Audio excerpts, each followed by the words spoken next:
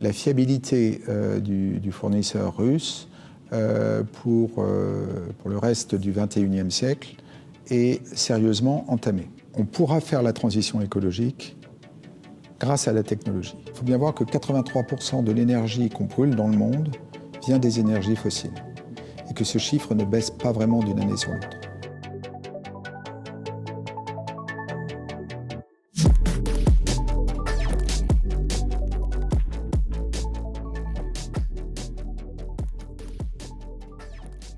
Alors, avant de commencer cette vidéo, on voulait juste remettre un tout petit peu de contexte. Pourquoi est-ce qu'on a décidé d'interviewer un acteur qui est dans le gaz et surtout pourquoi on a décidé d'interviewer GTT? Donc aujourd'hui, il faut savoir que le gaz, ça fait partie du mix énergétique européen. Une majeure partie de cet approvisionnement est fournie par la Russie. Et donc, comme vous l'imaginez, le conflit en Ukraine a posé un gros souci d'approvisionnement pour l'Europe.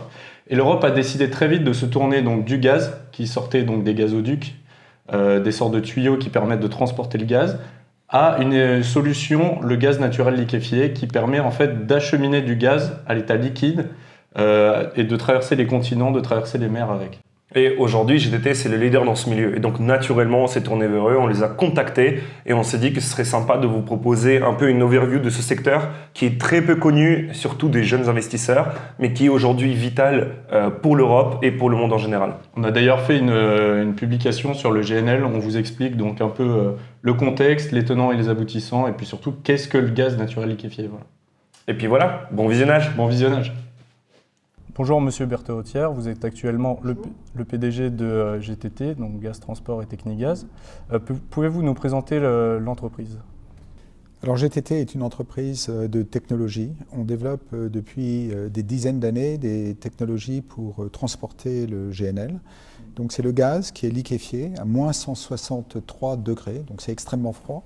On le transporte par bateau, sans apport de froid pendant le voyage. Donc ce liquide froid reste à moins 163 degrés pendant les dizaines de jours du voyage. Donc il faut une isolation extrêmement efficace et puis il faut aucune fuite de GNL qui pourrait devenir dans l'air du méthane, qui a un effet nocif pour le réchauffement.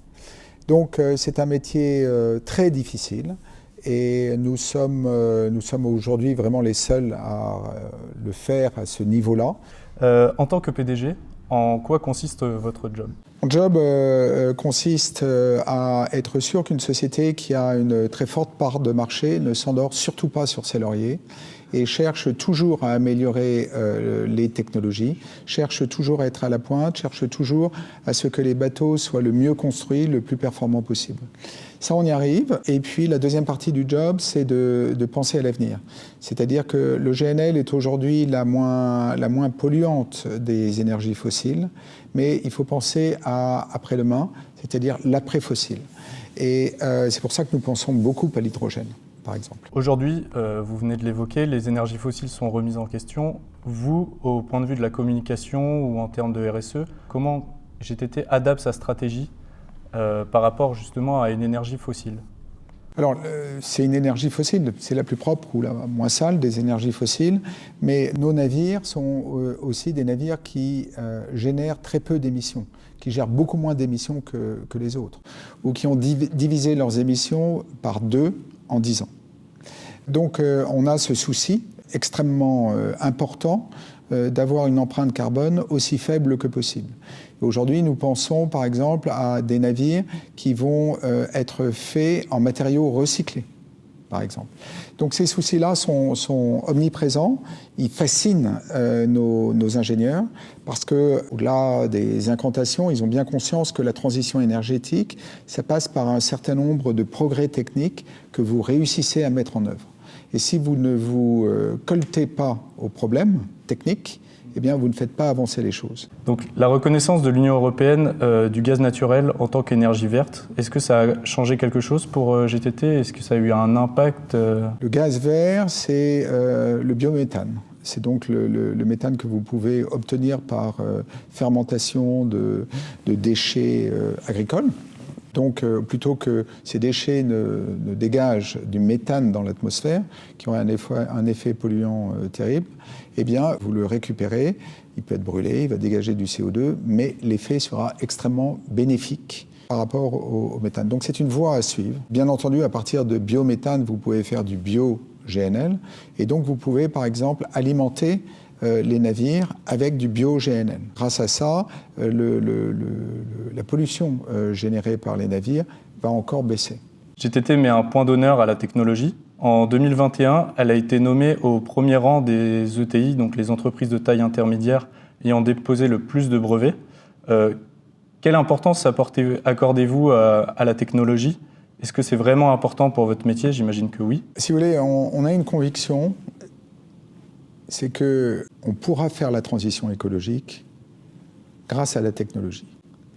Notre société, c'est une société de technologie depuis des dizaines d'années. Aujourd'hui, transition énergétique, c'est en fait une opportunité pour introduire des nouvelles technologies.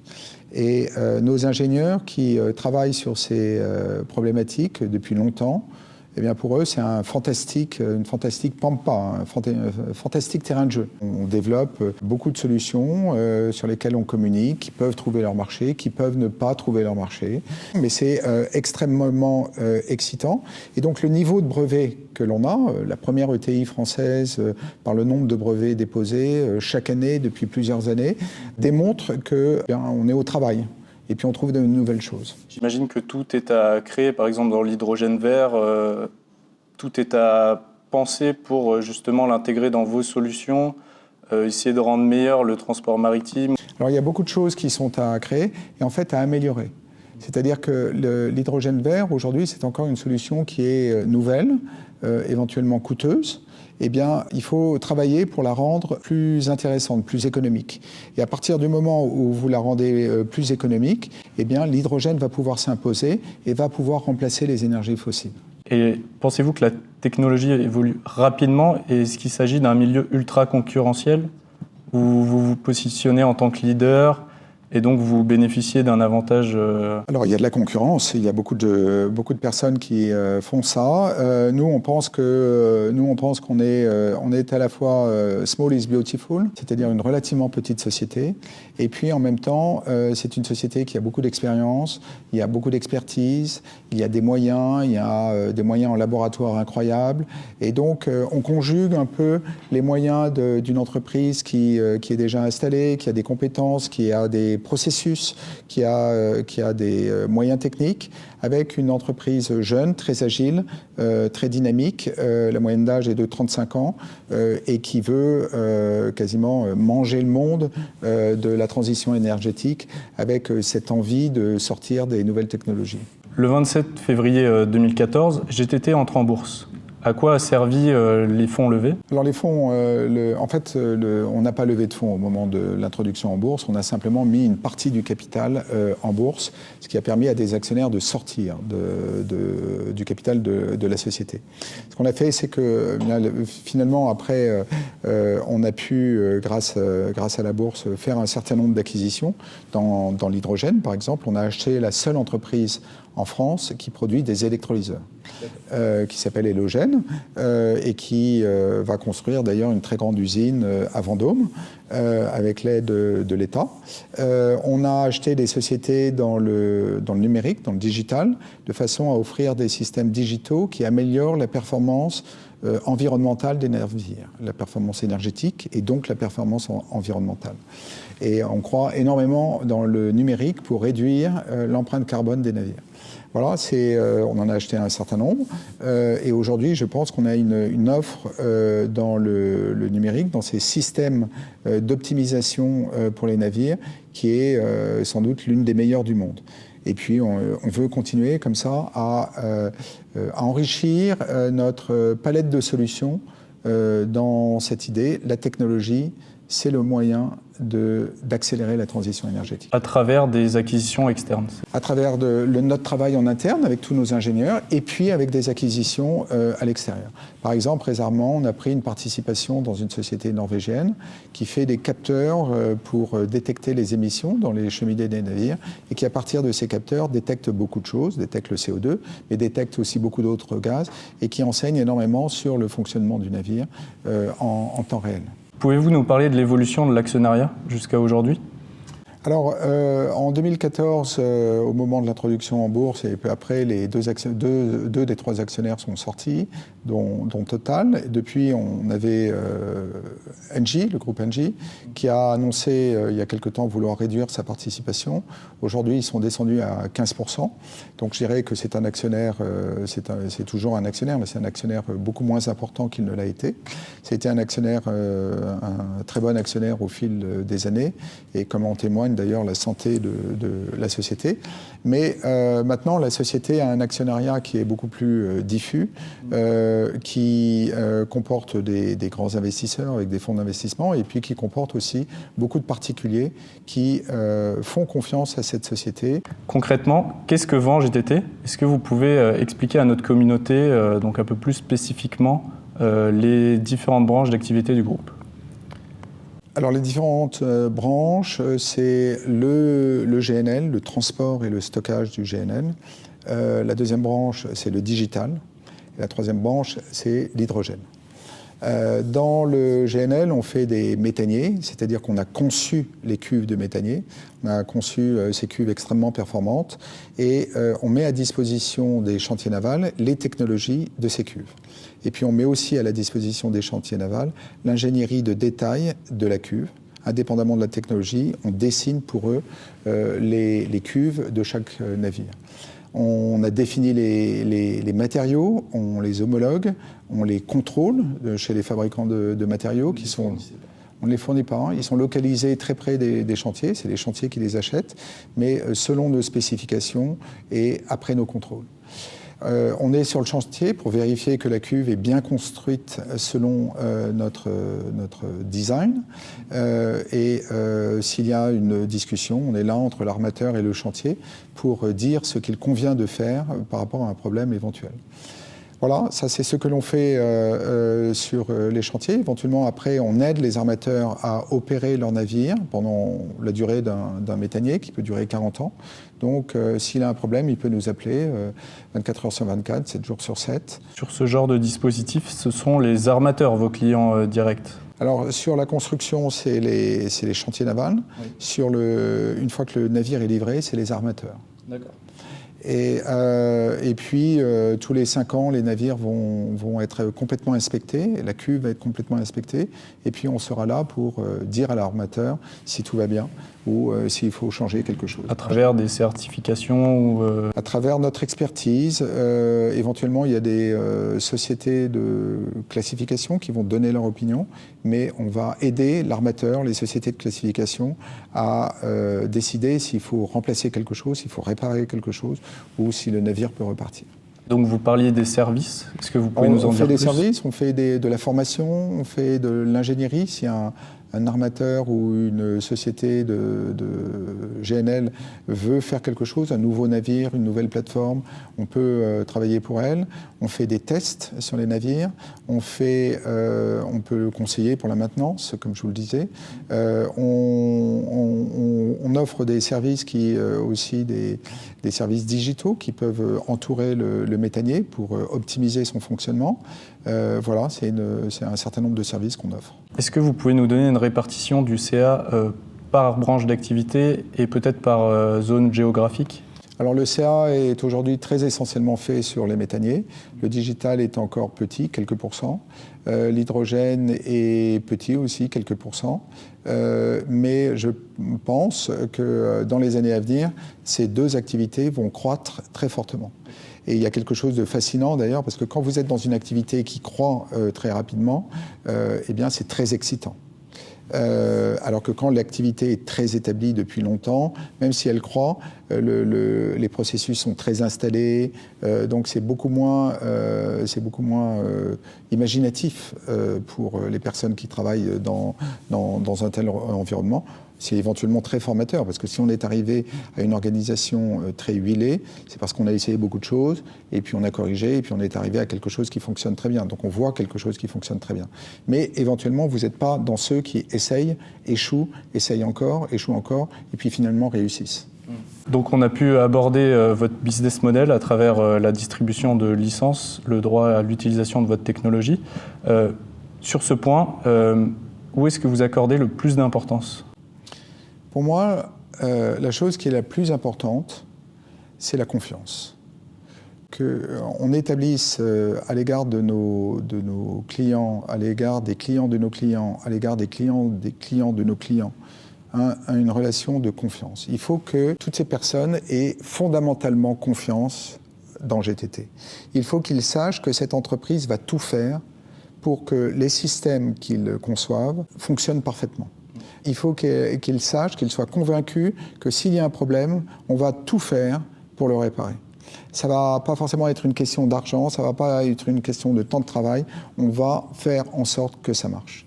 Et c'est la culture qu'il doit y avoir dans cette entreprise et c'est ce dont nos clients doivent être absolument convaincus. Et c'est vraiment la chose la plus importante. Et quand vous êtes arrivé à ça, vous avez un actif absolument fabuleux. Aujourd'hui, quand on pense au gaz naturel liquéfié, on pense à un transport de un point A à un point B dans des bateaux. Donc GTT vont s'occuper de l'équipement des cuves, du transport de ce gaz et donc ils vont mettre en avant leur technologie et leur savoir-faire. Mais le gaz naturel liquéfié n'est pas uniquement utilisé pour le transport. En 2011, CMA CGM, un leader mondial français du transport maritime et de la logistique, fait appel au service de GTT pour non plus transporter du gaz naturel, mais avoir cette idée un peu révolutionnaire d'utiliser le gaz présent dans les cuves pour alimenter directement la propulsion des navires, qui sont des navires énormes, ça fait quoi, 210 000 tonnes. Donc vous imaginez, ce sont des monstres de 210 000 tonnes propulsés au gaz naturel, donc une énergie un peu plus verte que ce qui existe aujourd'hui. Et donc on a décidé d'en parler un tout petit peu plus pour vous donner le contexte à ce contrat-là, comment est-ce que l'évolution a suivi suite à la signature de ce contrat entre CMA CGM et GTT. Pourquoi l'entreprise CMA CGM s'est-elle tournée vers le GNL ? L'entreprise CMA CGM a eu l'intuition extrêmement tôt, en 2010, que le GNL était un carburant d'avenir parce qu'il était plus propre en termes d'oxyde de soufre, en termes d'oxyde d'azote et aussi en termes de CO2. Il supprime les oxydes de soufre et il supprime les oxydes d'azote, il supprime les particules fines. CMA CGM, c'est un armateur avant tout marseillais.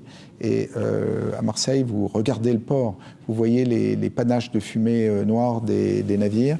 Donc vous pouvez sentir le problème que représentent les émissions des navires. Et ils ont eu cette intuition très tôt, ils se sont orientés vers ça extrêmement tôt. Et ils ont été très, très persistants dans leur effort pour chercher une solution pour adapter le GNL au navire. Et dès le départ, ils ont fait appel à vos services ? Rapidement, pas tout de suite, mais rapidement, ils se sont tournés vers nous parce qu'on est apparu comme le spécialiste en fait des cuves GNL. Donc, on a commencé à travailler ensemble. C'était à peu près à ce moment-là où on avait l'intuition que ça allait devenir une opportunité. On pensait que ça arriverait beaucoup plus tôt, mais ça a pris beaucoup plus de temps en fait. Mais donc on avait commencé à mettre beaucoup de ressources sur ce sujet-là et on a accompagné CMA CGM pendant des années dans sa réflexion sur le GNL. Et vous, en interne, comment ça s'est passé ? Est-ce que vous avez dû embaucher pour faire ces études ? Est-ce que vous avez créé une nouvelle branche dans la société ? Oui, on a embauché, on a créé une nouvelle branche. Il y a des gens qui ont trouvé que ça prenait trop de temps. Il y a des gens qui ont trouvé que c'était finalement notre métier classique et qu'il ne fallait pas créer une nouvelle branche. Voilà. On a essayé des tas de choses pour faire ça.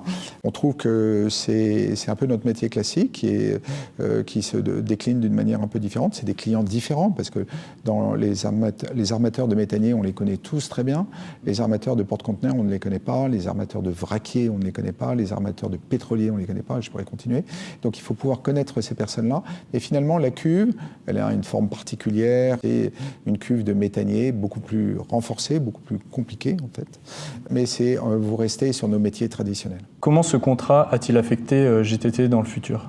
Alors, je pensais que ce contrat allait donner lieu à beaucoup d'autres armateurs à les suivre, CMA, CGM, très rapidement. Souvent, les armateurs, quand ils voient un grand armateur prendre une décision, ils disent « je ne sais pas pourquoi, mais il faut que je fasse la même chose ». Et puis, en tous les cas, s'il fait ça, je ne peux pas le laisser prendre un avantage comme ça tout seul. Et en fait, ça n'a pas été le cas. Pendant 4 ans, après la décision de CMA-CGM en 2017, il n'y a pas eu de commande significative pour des cuves de méthanier, pour des cuves de GNL pour les porte-conteneurs.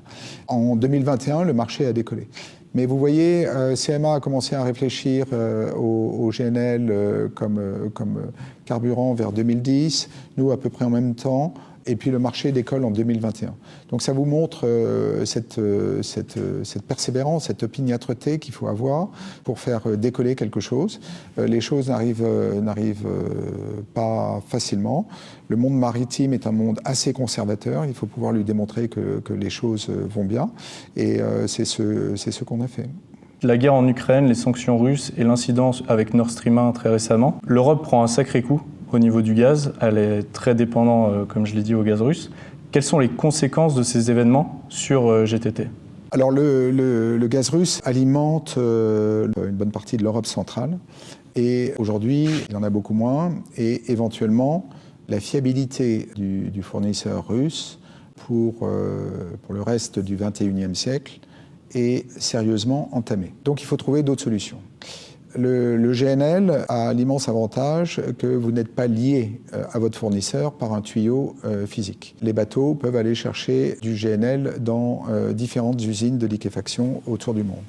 C'était d'ailleurs le modèle français qui s'approvisionnait en gaz par tuyau de Norvège, de Hollande, de Russie, et puis qui recevait aussi du GNL par bateau, donc qui n'était pas complètement dépendant des tuyaux. Aujourd'hui, tout le monde découvre ce modèle, l'intérêt de ce modèle, et donc tout le monde veut du GNL, donc il y a une forte demande en méthanier. Donc on est affecté très positivement par cette crise. J'en suis un peu désolé parce que c'est d'abord une guerre avec toutes les conséquences humaines que ça peut avoir, mais sur la demande qui nous est adressée, la conséquence est positive. Les tensions avec la Russie ne datent pas d'hier. J'ai vu que vous aviez des chantiers en Russie pour la construction de méthaniers. Est-ce que vous allez avoir des annulations de commandes, des reports ? Est-ce que c'est des choses que vous aviez pu anticiper ? Ou est-ce que vous les subissez Je dirais que les hommes d'affaires croient toujours que le commerce rapproche les peuples. Donc si vous entrez dans une relation commerciale avec un pays, eh bien les raisons de faire une guerre, les raisons de rentrer en conflit vont diminuer. Je pense que c'était la raison qui a poussé les Allemands à acheter une grande part de leur énergie auprès des Russes. Et de la même façon, les grands industriels du GNL, et aussi GTT, ont choisi de travailler avec la Russie. C'était avec l'idée que ces grands investissements, ces partenariats, eh bien, ils ne pouvaient pas être rompus du jour au lendemain par une guerre. Et c'était comme une garantie contre la guerre. Alors on n'est plus dans cette situation, je le regrette, évidemment, énormément. Aujourd'hui, il n'y a pas de sanctions qui nous touchent. Donc nous continuons à travailler, et nous devons continuer à travailler, parce que nous avons des contrats commerciaux. Vous ne pouvez pas arrêter un contrat commercial, sinon vous êtes en défaut de votre contrat commercial. Donc nous continuons à travailler. Je pense que vraisemblablement ces projets seront retardés pour le moins. Et donc nous subirons les conséquences de ces retards, mais nous continuons à travailler en Russie. Au vu des infrastructures actuelles, aujourd'hui on entend beaucoup parler du GNL. Le voyez-vous comme un moyen de se passer aujourd'hui du gaz russe ? Alors on peut se passer du gaz russe avec le GNL quand on aura suffisamment de GNL. Et je vais vous donner deux chiffres. La production annuelle de GNL, en ce moment, c'est 400 millions de tonnes. L'équivalent du gaz russe, c'est 120 millions de tonnes. Donc on est en train de parler d'un petit tiers de la production mondiale de GNL. Il a fallu 60 ans pour l'installer.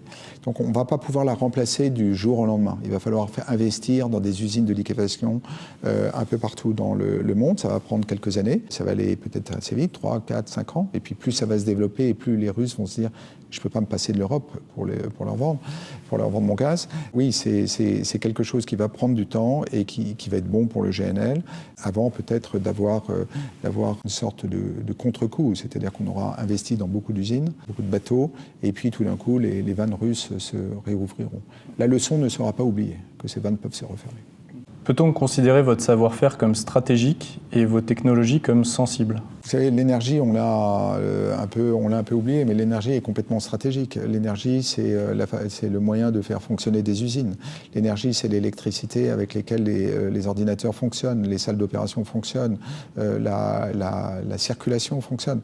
L'énergie, c'est absolument indispensable. L'énergie est stratégique et les sociétés qui apportent cette énergie sont complètement stratégiques, et les sociétés qui ont des technologies uniques pour faire fonctionner pour l'énergie sont absolument stratégiques. Donc nous sommes stratégiques pour le GNL. Je pense que nous sommes aussi stratégiques pour l'hydrogène. Nous sommes une des rares sociétés qui peut faire un hydrogénier, un bateau qui transporte de l'hydrogène liquide dans le monde.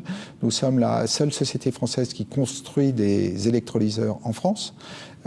Donc, pour ces multiples raisons, nous sommes stratégiques. Donc, par exemple, en cas d'OPA hostile sur votre société, l'État français pourrait décider d'intervenir ?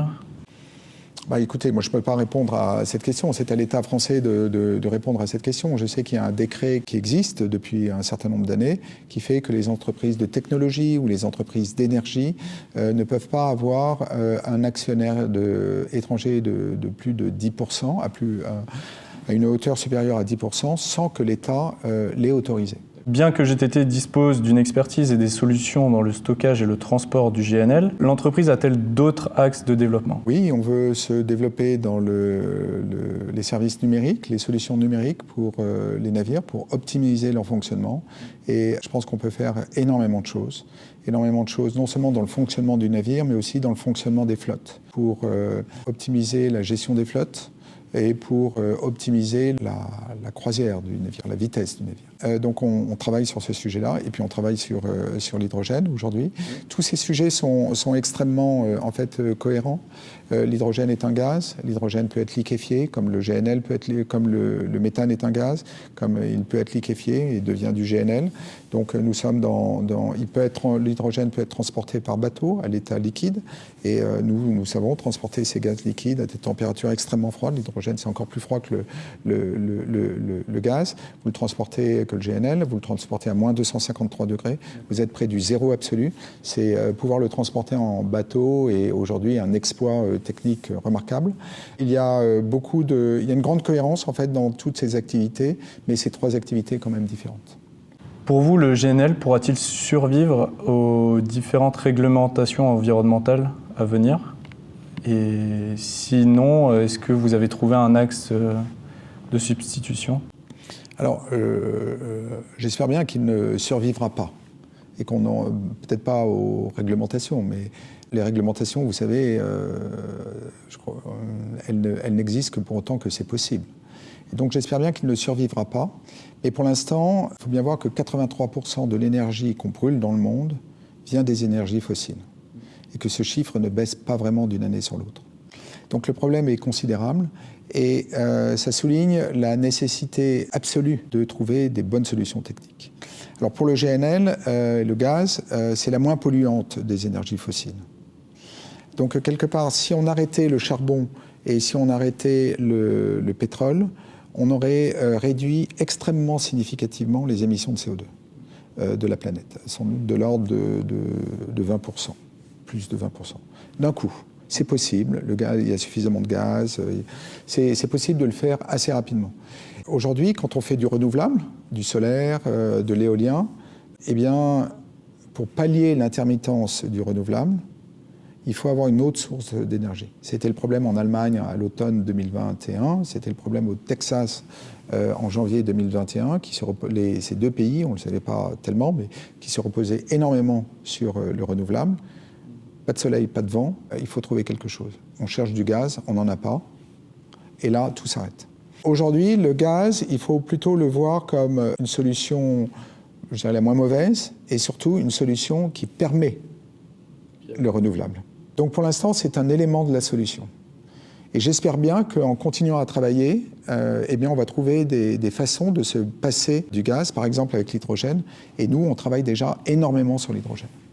Donc aujourd'hui, comme vous le savez, nous sommes un média jeune qui a pour but de promouvoir l'investissement auprès des jeunes et des jeunes actifs et des jeunes étudiants. Vous, de votre côté, en tant que PDG, avez-vous certaines affinités pour l'investissement, que ce soit dans l'immobilier, la crypto-monnaie ou la bourse ? Alors je regarde la bourse déjà pour GTT, je regarde aussi, je regarde tous les jours le cours d'un certain nombre d'actions. Mon goût c'est les tech, les sociétés de technologie, parce que je crois que c'est des sociétés qui peuvent réellement changer les choses et créer énormément de valeur. J'ai comme le sentiment qu'il y a finalement deux types d'actifs. Des sociétés qui sont très organisées, qui ont une position de marché, et puis des sociétés qui continuent à vraiment travailler sur des technologies très propriétaires et très disruptives. Sur l'innovation, oui. Sur l'innovation. Qui continue. Et c'est sur celle-là que j'aime investir, alors non seulement pour GTT, mais bon, et aussi à titre personnel. Et je pense que d'ailleurs, si j'aimais pas investir à titre personnel, je pense que je serais un mauvais PDG de GTT. Aujourd'hui, GTT est sur un marché innovant et cherche à continuer à poursuivre son innovation. Est-ce qu'aujourd'hui, GTT cherche de nouveaux talents? Ah oui, énormément. Nous cherchons énormément de nouveaux talents. Je vous dirais, je pense qu'on cherche à peu près 10% de notre personnel aujourd'hui. Et alors on accorde une très grande importance à ça. On veut que... on a essentiellement des personnes, on a un très beau laboratoire, mais finalement c'est assez modeste en termes d'investissement. Notre investissement, nos actifs, ce sont nos salariés, nos collaborateurs, nos ingénieurs, nos techniciens. On veut qu'ils viennent ici pour être heureux, pour être passionnés, pour être vraiment embarqués dans notre aventure, dans notre volonté de pouvoir développer des solutions pour la transition énergétique, pour un monde durable. On veut qu'ils viennent avec cette passion.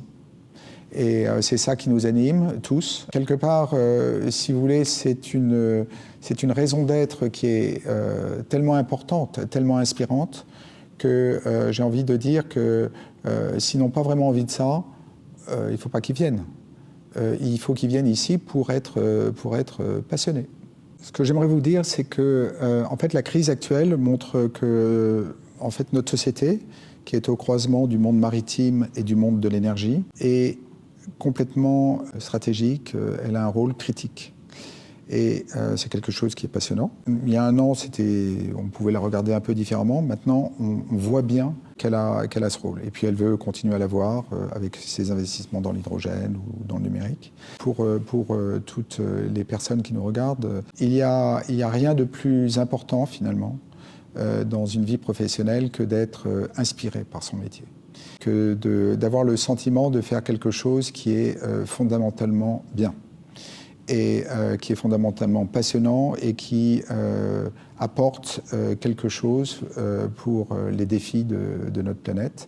Et nous, c'est ce que nous voulons faire, c'est notre raison d'être, et la raison d'être, c'est important, c'est-à-dire que si nous ne faisons pas quelque chose qui correspond à notre raison d'être, eh bien, nos actionnaires, par exemple, peuvent nous le reprocher. Donc nous, c'est ce que nous voulons faire, c'est que nous voulons, par la technologie, construire un monde durable. C'est ça notre raison d'être. Nous offrons quelque chose de profondément inspirant pour les gens qui vont travailler avec nous. Donc on espère que la vidéo vous a plu. Pour nous, c'est un nouveau format. On a adoré ce type de contenu, d'aller filmer dans les locaux, d'aller voir le centre de recherche et développement, d'interviewer le PDG de GTT. C'était vraiment une sacrée expérience. Et ce qu'il faut se dire aussi, c'est que c'est un secteur qui est très peu connu aujourd'hui par les jeunes et qui n'intéresse pas forcément le jeune public.